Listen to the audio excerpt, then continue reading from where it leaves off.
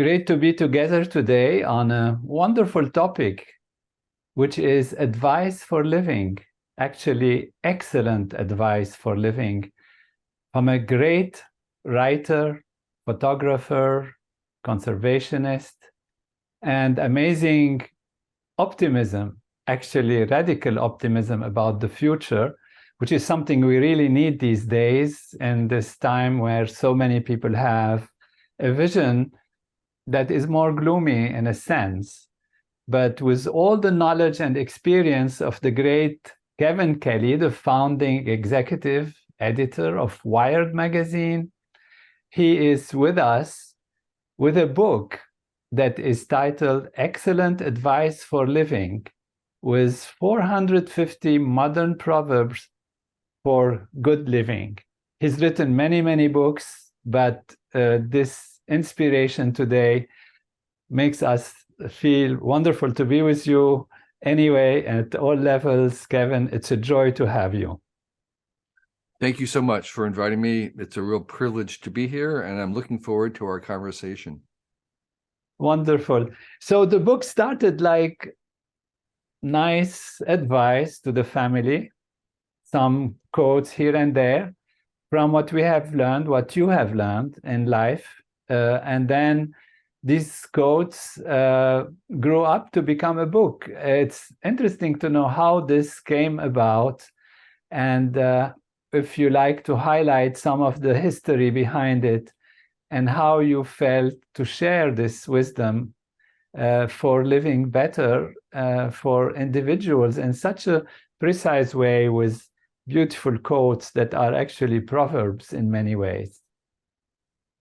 Yeah, one person called it the Bible without stories.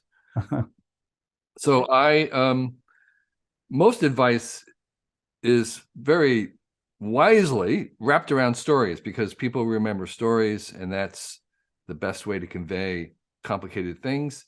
So you'll find entire bookshelves in bookstores filled with advice books, and they all have stories. I'm not a very good storyteller. I like the telegraphic.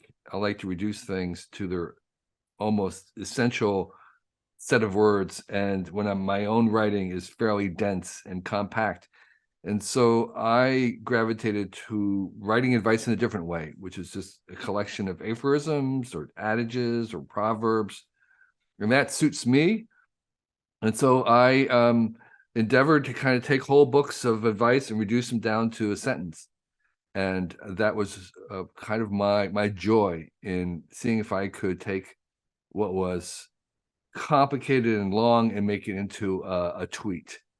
And I thought that these serve more as reminders than anything. And I found for myself, writing them down in this compact way helped me to remember them so I could remind myself. So that's sort of the origin. Is I was writing these down, trying to compact them into a proverb that I could repeat to myself to remind myself to change my behavior.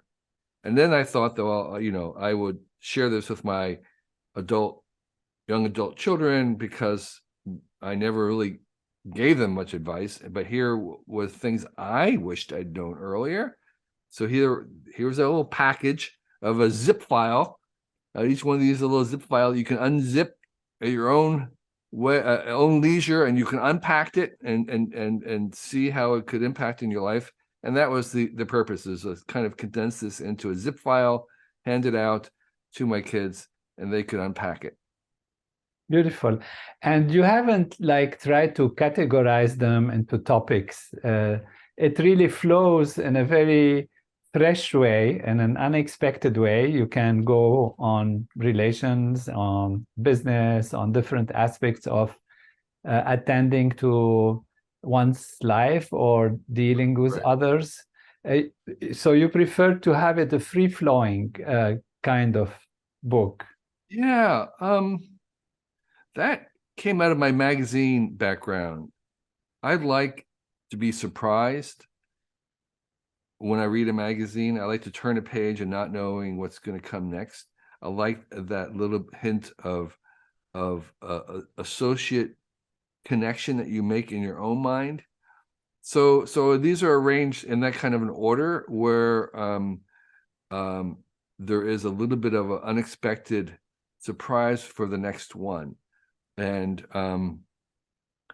that, I think, the joy of that offset whatever convenience there was in categorizing things. And first of all, a lot of them uncategorizable, so it didn't really help.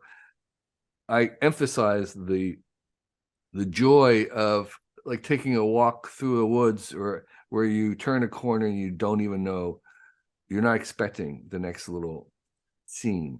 You're not expecting the next little insight. And so that kind of delight was something I was trying to stress in this editing. Beautiful. It deals a lot with also, when one goes through it, with how to know how to listen, how to know even how to learn from others who might oppose you, and contrasting different values and ways of treating others. Do you have any like proverb that is your favorite, or any quote that you like to highlight? So yeah, there are lots. There's 450 of them, 450 children, and you're asking me my favorite child out of 450 children. They're little bits here. I do have a favorite child in here, and that is don't aim to be the best, aim to be the only. And that has to be unpacked a little bit.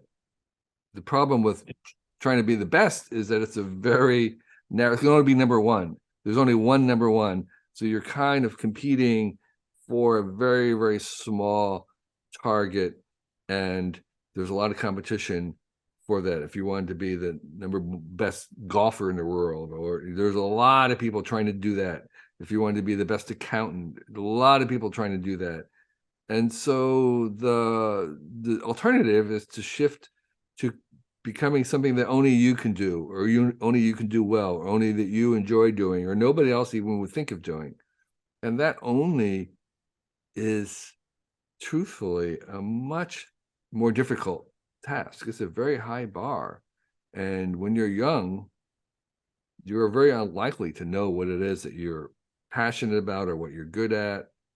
It'll take most of your life. And so when I say this is not the only is not a destination, it's a kind of a direction that you're heading towards always. If you can at least be heading in that direction, you're headed in the right direction. Beautiful. And as long as we feel we are growing in life, there is more fulfillment. If we feel stagnating somewhere, then sometimes this creates an issue.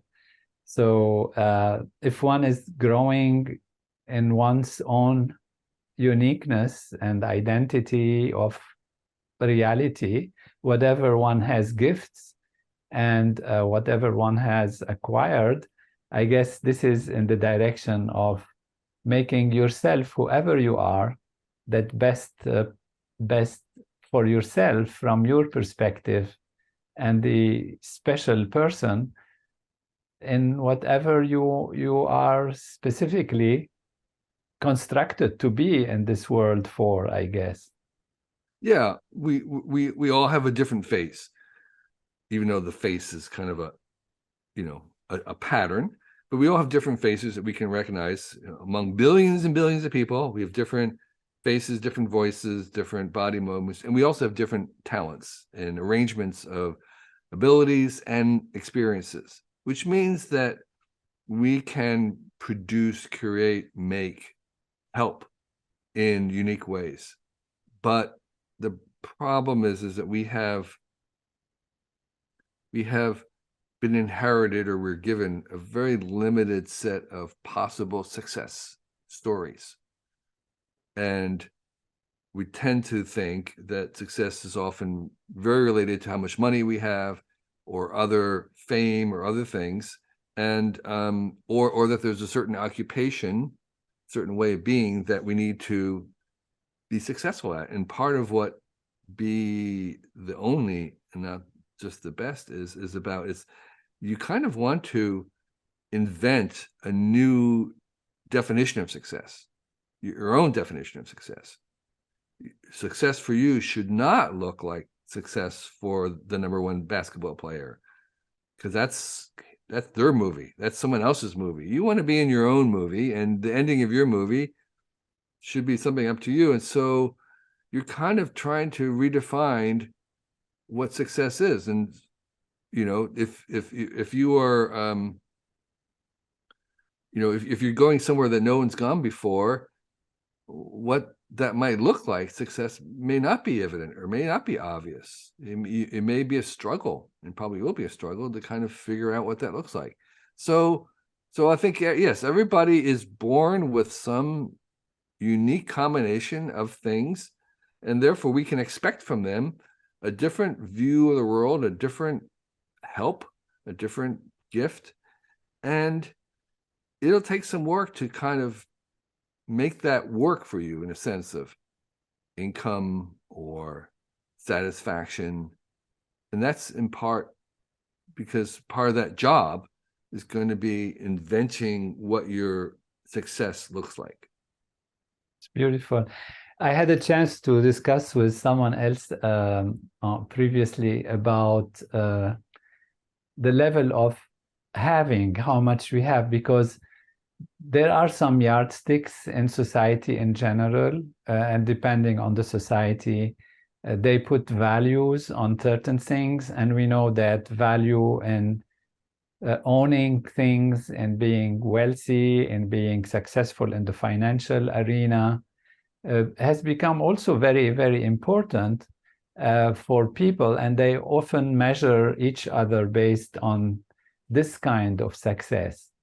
Right. And the thought came, which I shared with in the podcast, that we actually not really aiming to own more ultimately, even this is what we think we want, but what we want, if we want to look at it, since this is the central theme of one of the most salient Proverbs, we want to look at the common denominator, if you like, of what creates happiness, fulfillment, growth, the sense of well-being, a life well lived, and all of that. And what do you think about saying that it's not really owning more, but being more that is important? That we actually want to be more than what we think we have been before, and constantly grow. And growing in what? Mainly growing in awareness, growing in understanding, growing in consciousness, but also could be growing in specific values as we are discussing, being a golfer or being something else. Yeah, I have 450 little bits of advice in this book, and one of them is that don't work to acquire, work to become. Beautiful. Yes. So that's sort of, and the happiness researchers, the scientists who study and research happiness and contentment, have proven again and again, looking at people from all over the world, that very rarely do possessions make people happy. If you're going to spend money on something, don't spend it on possessions, spend it on experiences. And those are the kinds of things that generally bring more satisfaction than a possession does. And I have a bit of advice. The only person who's impressed with your possessions is yourself. Nobody is impressed with your possessions. If you see some guy step out of a Porsche, you're not thinking, oh, he must be an amazing guy. You're thinking, what's going on with him? And so, so I think, work to become. And one of the other bits of advice that I have in the book is this idea that whenever you're struggling with the question of what should I do next, you really want to turn it on to the question of what should I become? What do I want to become? Because it's becoming that's really the main thing. And I had another bit of advice, which was attend as many funerals as you can, because you'll be amazed at what is said or not said about the departed. No one's talking about the departed's 5 books that they wrote, and the patents that they have on the wall, and the fact that they own 3 cars or whatever. No. They're not talking about that. They're talking about what they became, who they were, what they were like, whether they were kind, how they made you feel. That's the journey that you're on. And so we need possessions and things to help us get us there. I have a friend who says it's like gasoline. You need gas in your car to get you to the destination, but the destination is not the gas stations. You're not going around collecting how much gas you can get. Beautiful. The gas is to get you there. So you need possessions and stuff, but they're just instruments to become something. Beautiful. And besides, we're commenting a lot on one proverb, but it's so central. You highlighted it. Those who feel are the best, they don't seem to have, a rounded happiness or sense of success. For example, if you take the best golfer as an example you have used, or some of the wealthiest people, or some of the best players in something, and you look at their life and you see that it's not enough. So it's not in itself for something specific. It must be great, and it is absolutely a great achievement. And to be the only one in one way or the other is fantastic. But there is more to life and living than achieving a certain position, because we see people in those top layers of the world, and then you a little bit scratch in their personal life, in their situation, in their relations, and all of that. And you see that there is a lack still. There is something missing. They have not necessarily become more, even if they are, which is great by itself, the best in one thing or the other. Yeah. It's well, first of all, I would say greatness is overrated. Or I mean, that's my experience hanging around people who have a certain level of greatness, which is overrated in the sense that there's a huge cost. They're great. Their great virtues mean that they also have great weaknesses, and they're kind of paired in that sense. But it's they, let me put it this way, they've achieved some level of success by their own definition. But here's the thing: is that they, no matter how old they are, they're still asking the same questions that you or I are asking, which is, what do I want to become? And the thing about that is that you're asking that question your entire life, or you should be asking that question. What why am I still doing this? What do I want to become? How do I grow? Where am I going? And here's the thing: having $1 billion does not answer that question. Right. You have $1 billion. You still saying, well, what am I doing next? How am I growing? Where am I going? And they are, a lot of those billionaires they're smart people. They're aware. They're enlightened. But it's just that you have to understand that $1 billion does not answer that question. Beautiful. It actually makes it harder to answer in some ways. Yeah. And so they still have to go through that process of, and their possessions don't help them in that. They might hinder it, but they're certainly not helping. And so we're all kind of on that lifelong journey of trying to decide who we are really, why we're here, what we're for. And as far as I can tell, that is the purpose of our life. The purpose of our life is to figure out the purpose of our life. It's sort of a weird paradox. Doesn't really sound very satisfying, but the purpose of our life is to figure out the purpose of our life. And, there are other things as well, but it's an ongoing process that everybody is involved in, even those who seem like they have succeeded. And that's what I'm trying to emphasize. Even those who seem like they have everything, they're still working on that same problem of, what do I become? Beautiful. what do I become? Also, I raised many questions about who am I? You also said that as you just described it. Who am I and where am I going? What's the purpose and the meaning of life? Where are we here? Where we're going? And mostly people think, because we're talking about possessions, etc., but mostly people think that this becoming is something external in a sense, almost. In a sense, I want to become the best of this, the best of that, the only of this, the only of that.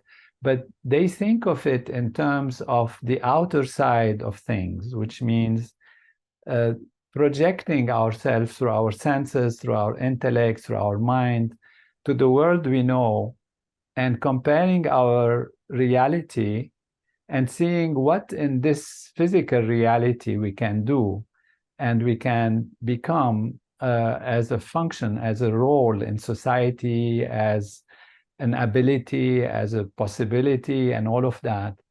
Whereas in my research and focus, it's more an internal process of discovering oneself, as we know the famous quote, which, one of those proverbs and quotes, which is know thyself, and which is always being reminding us from different wise people, such as yourself and your experience, that there is an internal path also. And that path, from my perspective, is and that's not only my perspective, of course, it comes from different traditions and knowledge, is the development of consciousness, the development of awareness. Because ultimately we live our life through our awareness, and all of the things we see, we experience, we think about are seen through the screen of our awareness, because without awareness, without consciousness, nothing has any meaning. I don't know if you want to comment on that. I agree. Yeah. So it's beautiful. And life offers us many things, joys and pains and joys will be there and can be there. And you beautifully say that pain is inevitable, but suffering is optional. And as a radical optimist, I think we can address this as the world goes through different situations, circumstances that we face, and say to our listeners, to the world, as you do beautifully, that suffering is not necessary. And maybe this is something in the context of optimism for the future, but for individual life also. Maybe you want to comment on that quote from you? Yeah, it's it came actually, this observation came from the fact that we are going to actually program into robots and AI's pain. And you would think, well, why would you do that? Well, pain as a signal is very, very useful.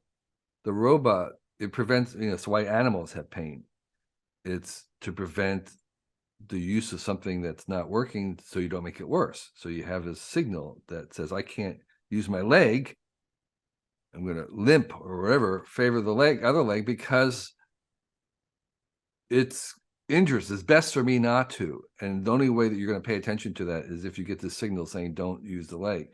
And we're doing the same thing with robots, is basically give them pain, but we don't want them to suffer. And suffering is probably something where I think it's like changing your horizon, which is that pain is something that is not our identity. It's not about us. It's not something that it is an external, in a certain sense, external signal. Whereas one of the things that child psychologists know about teaching optimism, because there's something called learned optimism, which is that they understand that setbacks, the optimistic child understands setbacks are only temporary.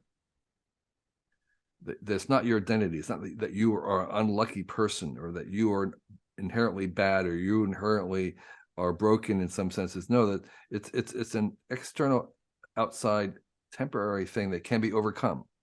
And the same thing, pain is something that can be overcome, whereas suffering is much more something that becomes a part of an identity, or something that you see yourself as responsible, or not responsible, but something that you have to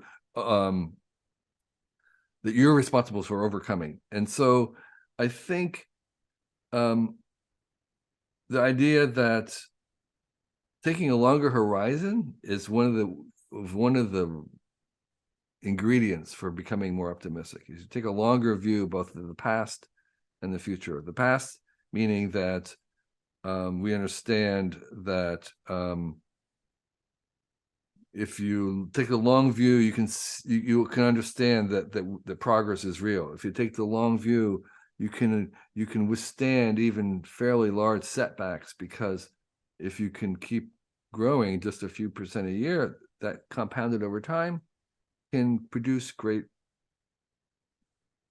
overcoming of even a large setback. And so I think suffering is a little bit more, it's a shorter viewpoint. It's not bound with the long term, to understand that it's something that the pain is something we can overcome. Yeah. The hurt, the injury, the trauma, those are all things that are overcomable, as bad as they may seem, particularly in the long view. Beautiful. Suffering is a complex emotion, intellect, interpretation of one's situation, one's life, Right. a number of things, whereas pain is a very adaptive, important factor. Right. There are people who are born with, lack of pain receptors or pain fibers, C fibers or other fibers genetically. They don't feel pain. And typically they die early, they injure themselves and all of that. Right. So, if we don't have pain, we can burn our finger and see, oh, this is great. It is melting and it is nice, because you don't feel anything. And you put your hand on a stove, you don't feel it, and your hand is destroyed. So pain is very important mechanism to tell us what is there to, to be careful about and other things. And if we are able in our consciousness, in our awareness, to be established in the self, in our own self, and have anchoring in our being, that's why we teach transcendental meditation, which is a very simple technique, mental technique that allows the people to transcend, which means to go beyond all these faulty interpretations about reality. And in this ancient knowledge and wisdom, it talks about equanimity, which means maintaining the self on a stable level, even when there is either even joy or pain, because one is beyond that, and one's own consciousness, one's own reality, one's own being is beyond that. And pain is just a message to be careful about things that can happen to us and avoid them, so that we can grow in the best possible way. Yeah. What other proverbs we have to? The future. What about the future? You talked about artificial intelligence. It's a big thing right now with all the chat GPT and all these other things that are coming up that show us that there is greater intelligence in the machine, actually, and how we deal with that. Do you have thoughts about? Because you mentioned artificial intelligence. Yeah, I think we're just at the beginning. I think we don't even know what human intelligence is, and that's part of the challenge right now in trying to discuss artificial intelligence, is that, well, we don't even know what we do, how we do it. I think we have a misguided idea that intelligence equals IQ, that it's a single dimension, when it's very clear that it is multiple dimensions, multiple types of cognition, and they can't be reduced to a single number, which is one of the mistakes that the people who believe in kind of the AI is taking over, is that they think it's just like a decibel. One thing can be superior to the other, but in fact, there are many, many varieties of AIs, plural, just as there are many kinds of thinking in our own brains. And we are just still at the dawn, at day one, in terms of that there's really no experts in figuring out what it is that we do. So in order for us to go further, we, as a society, should just be using these as much as possible to understand their plus and minuses. I think you shouldn't worry about the employment thing. That's not gonna be an issue. There are plenty of other issues, but employment is really not one of them. I think that if you're in school, you should be using these as much as possible, because I think it's going to become part of how people hire in the future, particularly in the kind of knowledge workers, is how well do you use AIs? How comfortable are you in how familiar with you them talking to them, communicating with them? That will be a skill that will become very, very important. And so you should be using them as much as you can right now. That also will help you decide to have an opinion about them. A lot of people have opinions about AIs who've never used them, which is sort of crazy. So I think we're going to be on an ongoing basis of learning about these. So far, these AIs have only synthesized one kind of thinking that we do, which is pattern recognition. Deductive reasoning, symbolic reasoning, all these things we have not synthesized yet. AI cannot do those yet, which is to my point that we're just at the very, very beginning of what these can do and will do. And I've been using AIs for years, and now recently every day for a year.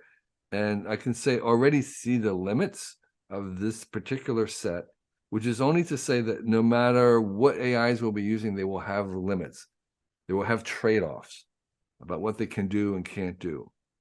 And so to end my rant, the best relationship, or the best framework for understanding how we're going to relate to AIs, is to think of them as partners, as interns, as assistants, as teammates. It's this idea that we're going to work together. Okay, so the best medical diagnosis is today, a human doctor is better than an AI doctor, but a human plus an AI doctor is better than both a doctor and an AI.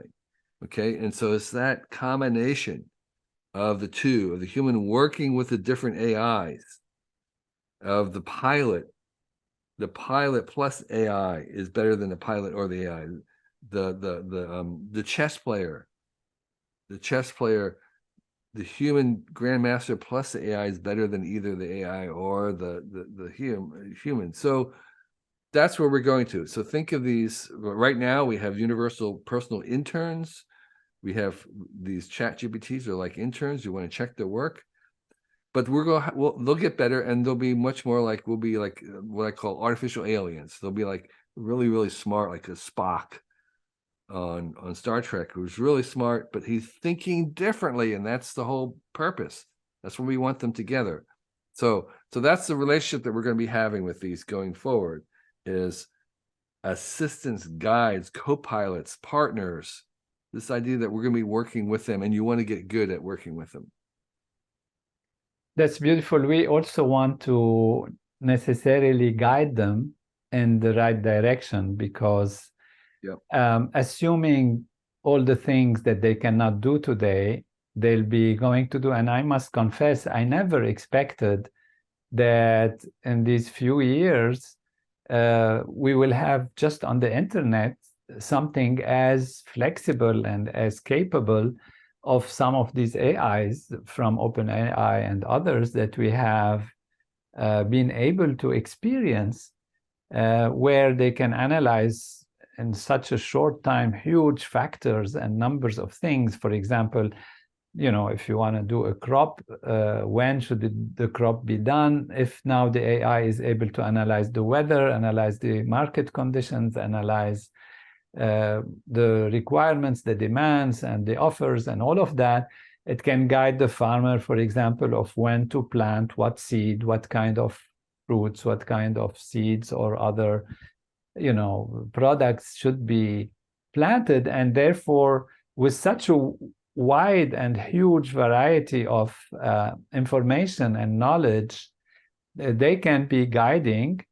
And one has a difficulty to say no to such a complex data gathering and analysis when one's intelligence or capability as a human is only limited to one's own consciousness, ability to know, awareness of things.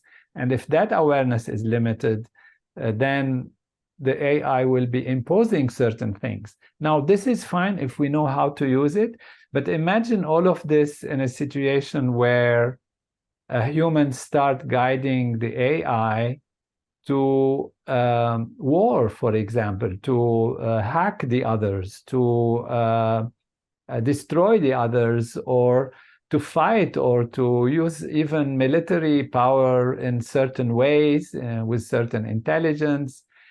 And this is where I feel what we need is to increase human awareness, human consciousness, and become a society or a world that is unified, that has higher purposes, that looks at the future, as you mentioned, not only on a short term, but on the longer term basis, not only on very limited individual ability to gain, but to include the world as one family.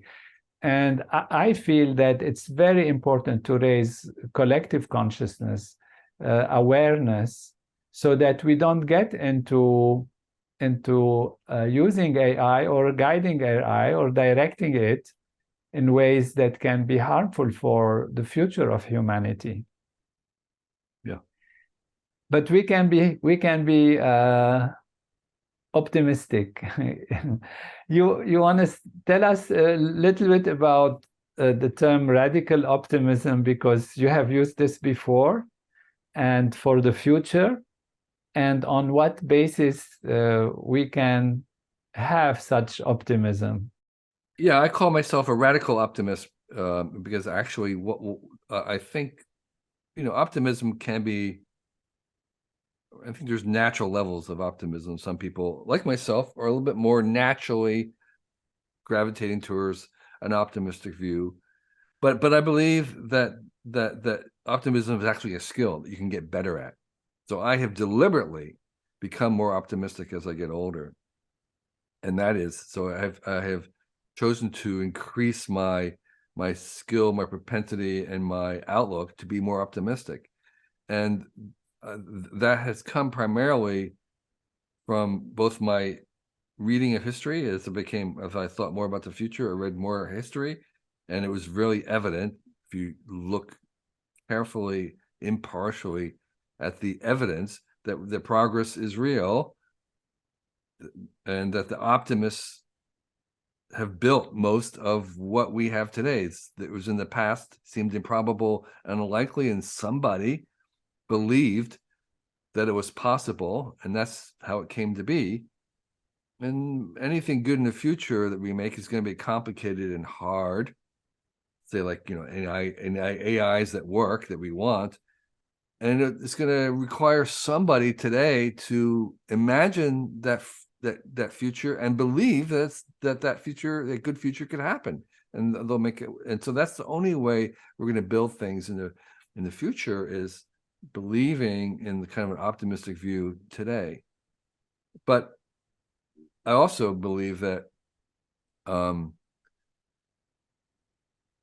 optimistic view can help us to think generationally and for the long term.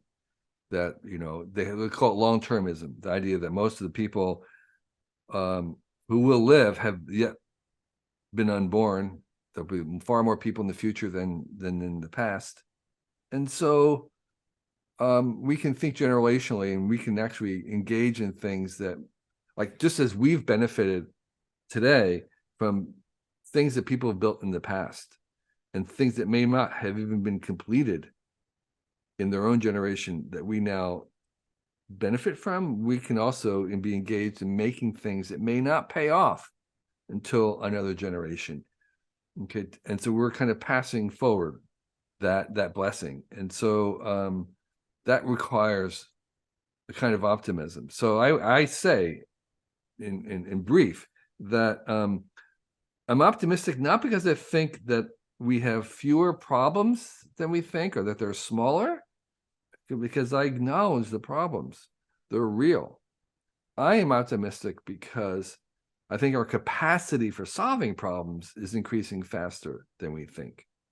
That we actually have more ability to solve problems, not because there's fewer problems. And that's what's really going. That's where my optimism ultimately lies, is the fact that we can trust the future as we can keep increasing our ability to solve problems.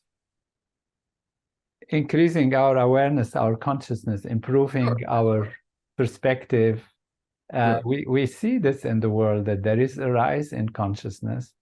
You know, countries help each other. Everybody wants to protect the environment, wants to do that. And when there is a concern, let's say about AI, people ask questions. And as you say, maybe we should include pain in the AI so that it doesn't go overboard. It knows its limits. So, you know, humankind has evolved in a nice way, although there are still lots of limitations and sometimes issues such as wars and conflicts that still arise, misunderstanding problems on economic level, priorities being wrong, and all of that. But overall, it looks like there is a trend of that which is, let's call it life supporting or evolutionary, gets selected, even if we take it from a simple selection perspective, a Darwinian one even, that the most suitable, the most fit will kind of always come up. And if there is a trend in evolution, it's wonderful to be optimistic. And that is not only on the intellectual, analytical level, but also on the feeling level, on the relationships. And this is where you know, we can shift a little from intellectually analyzing the things to one of your quotes, which says, whenever you have a choice between being right or being kind, be kind. No exceptions. You add this to make sure.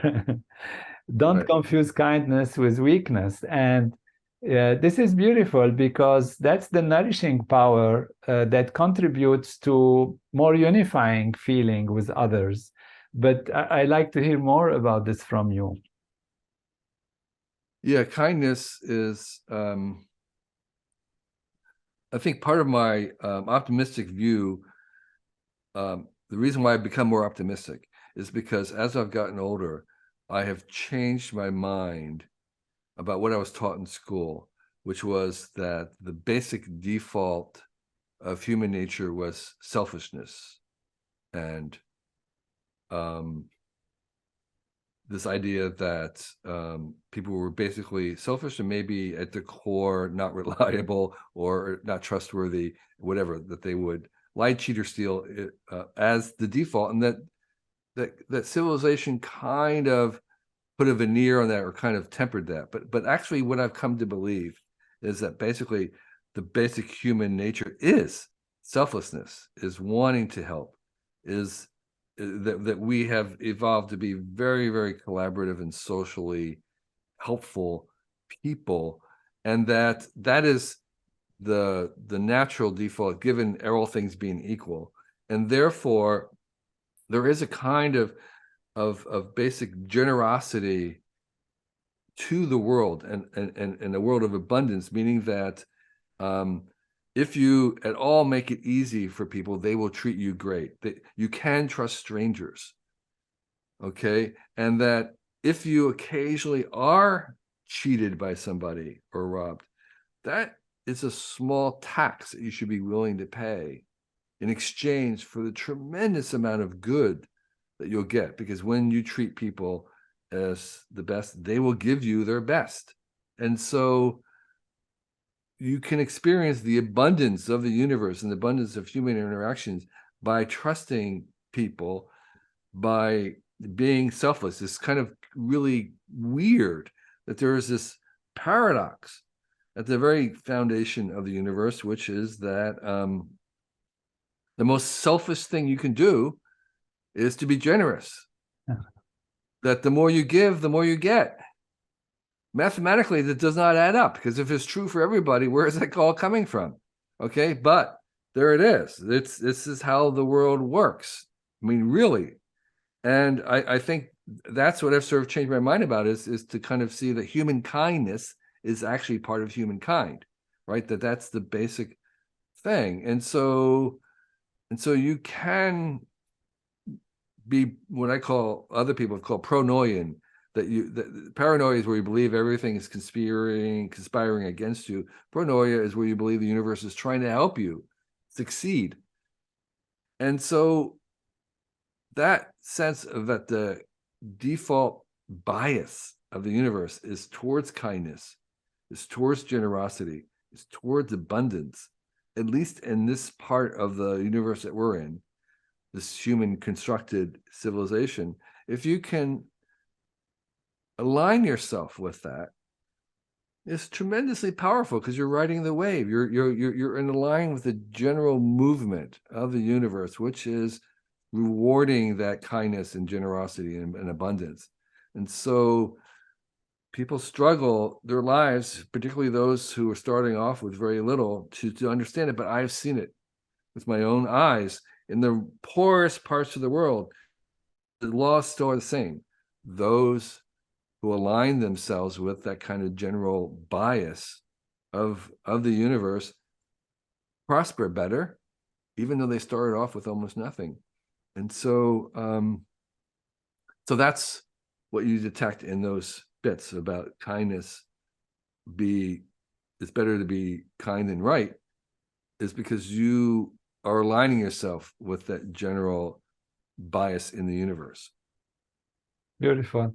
Besides, who says you are really right? It's always sometimes Sure. so much a perspective on what is right in what circumstance, under what situation, from whose perspective, from what angle, and there are many questions about it. But this is really beautiful, and it so happened that I've discussed this also in my book, One Unbounded Ocean of Consciousness, where I say that there is an ocean of consciousness that is absolutely infinitely balanced, and it starts with just the flatness of being.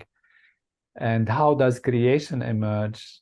Creation is whenever you create a fluctuation in that field, so you create a plus, then you get a minus, and that's how the total remains balanced in a sense. And that's how you get the basis of action and reaction. So I get asked the question, what do you mean action and reaction, and everything has its opposite and is balanced? Let's say I give somebody, as you mentioned, 10%, you mentioned in another quote, and then you lose 10% when you give this 10%. But you have done something good. Does it mean to balance this, something bad has to happen to you? And what is the logic about it? And my usual response to that is, when you give something, you have lost something. From your perspective, you lost something. And therefore, to balance that, you have to be kind of paid back if you want to maintain the balance. So that is the basis of what's generally called karma and action and reaction. But in this case, it's not the good action has to be balanced by some bad action. To the contrary, you give 10% or you give $100 to somebody or whatever amount, and you lost that. So what is the debt in nature, if you like, in life that has to be balanced? And that is to give you back the action that you've done. And that is just one way to explain how kindness gets paid back, because when you're kind, you're actually giving something. And you mentioned in another quote, think of, if you give 10%, think of the 110% that the other person got. So there are a number of these aspects that are very interesting to consider, even from a cosmic dynamic, not just on our humankind level and earthly experience. Yeah, I agree. Beautiful. We're coming towards the end, and I like to ask you if you would like to highlight any special quotes, points that you want to share that are like the first one we started with, that maybe is a second one or a third one, or anything else you want to highlight from this wonderful book. Yeah, well, thank you. Just thinking, maybe advice I wish I'd known earlier. There is two things I would say for people who are listening. One is, if the thing that made you weird as a kid may actually be something that will make you great as an adult if you don't lose it. And there's a tendency in our system right now to kind of hammer out any kind of weirdness or strangeness that you might have growing up, but you actually want to retain that. I'm always thinking of this of a couple of people who there were guys, teenagers, who were into puppets, and people thought they were totally weird, but they became, Jim Henson and the Muppets and the guy who did Elmo and Big Bird. They never lost that strange, weird fascination with puppets, and and they became great in that sense. And so there's also, if you can all afford, when you're in kind of a college age years, maybe right after college, spend amount of time, a year, 6 months, in doing something that looks nothing like success. It should be weird, strange, maybe dangerous, risky, hard to explain, unprofitable, just something that looks nothing like success. And that can become later on something that will be a touchstone for you in your own journey and your own experiences and maybe your own success, because it'll help you again redefine what success is. So you're not really following someone else's playbook. You're not imitating someone else.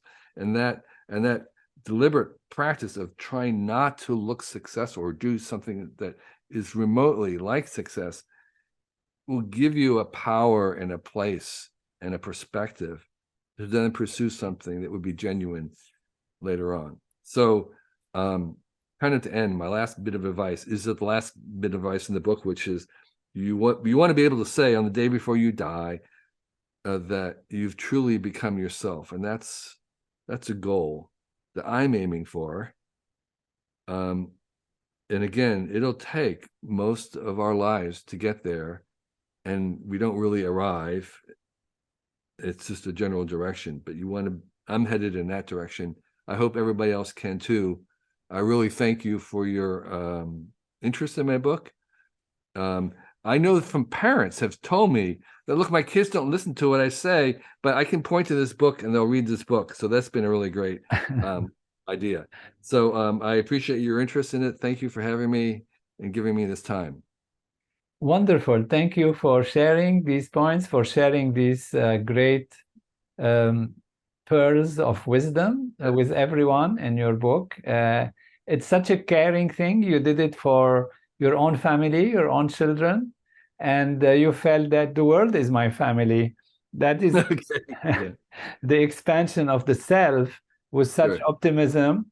And that is, in my mind, actually, if we want to take it to that level, the purpose of what we are here is that we, as we search for who we are and why we are, what's the meaning of life. And in my heart, in my mind, it is to discover that we are everything.